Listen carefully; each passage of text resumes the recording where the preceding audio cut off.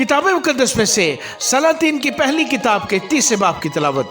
और सुलेमान ने मिस्र के बादशाह फिरौन से रिश्तेदारी की और फिरौन की बेटी ब्याह ली, और जब तक अपना महल और खुदावंद का घर और यरूशलेम के चौगिर्द दीवार ना बना चुका, उसे दाऊद के शहर में लाकर रखा। लेकिन लोग ऊंची जगहों में कुर्बानी करते थे, क्योंकि उन दिनों तक कोई घर खुदावंद के नाम के लिए नहीं बना था। और सुलेमान खुदावंद से मोहब्बत रखता और अपने बाप दाऊद के आइन पर चलता था। इतना जरूर है कि वो ऊंची जगहों में कुर्बानी करता और बखूर जलाता था।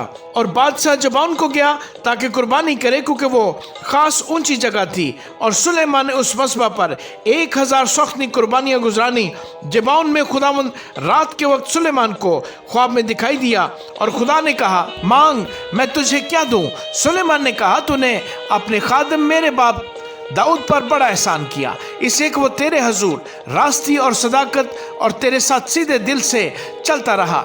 और तूने उसके वास्ते ये बड़ा एहसान रख छोड़ा था कि तूने उसे एक बेटा अनायत किया जो उसके तख्त पर बैठे, जैसा आज के दिन है। और अब ऐ खुदावंद मेरे खुदा, तूने अपने खादिम को मेरे बाप दाऊद की जगह बादशाह बनाया है, और मैं छोटा लड़का ही हूँ, और मुझे बाहर जाने और भीतर आने का शौर नहीं। और तेरा खादिम तेरी कौम के बीच में है, जिसे तूने चुन लिया है। वो ऐसी कौम है जो कसरत के बायस न गिनी जा सकती है, न शुमार हो सकती है। तो तू अपने खादिम को अपनी कौम का इंसाफ करने के लिए समझने वाला दिल अनायत कर, ताकि मैं बुरे और भले में इम्तियाज कर सकूं, क्योंकि तेरी इस बड़ी कौम का इंसाफ कौन कर सकता है। और ये बात खुदावंद को पसंद आई कि सुलेमान ने ये चीज़ मांगी। और खुदा ने उससे कहा, चूंकि तूने ये चीज़ मांगी और अपने लिए उम्र की दराजी की दरख्वास्त ना की, और ना अपने लिए दौलत का सवाल किया, और ना अपने दुश्मनों की जान मांगी, बल्कि इंसाफ पसंदी के लिए तूने अपने वास्ते अक्लमंदी की दरख्वास्त की है। सो देख, मैंने तेरी दरख्वास्त के मुताबिक किया। मैंने एक आकिल और समझने वाला दिल तुझको बख्शा, ऐसा कि तेरी मानद ना तो कोई तुझसे पहले हुआ और ना कोई तेरे बाद तुझसा बर्पा होगा।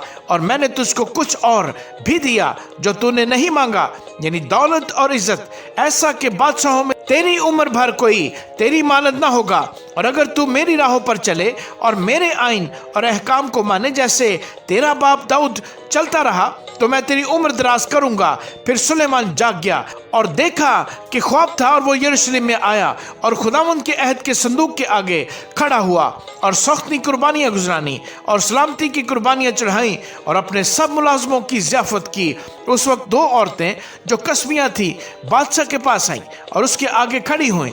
और एक औरत कहने लगी, ऐ मेरे मालिक, मैं और ये औरत दोनों एक ही घर में रहती हैं, और इसके साथ घर में रहते हुए मेरे एक बच्चा हुआ। और मेरे जच्चा हो जाने के बाद तीसरे दिन ऐसा हुआ कि ये औरत भी जच्चा हो गई, और हम एक साथ ही थी। कोई गैर शख्स उस घर में न था सिवा हम दोनों के, जो घर ही में थी।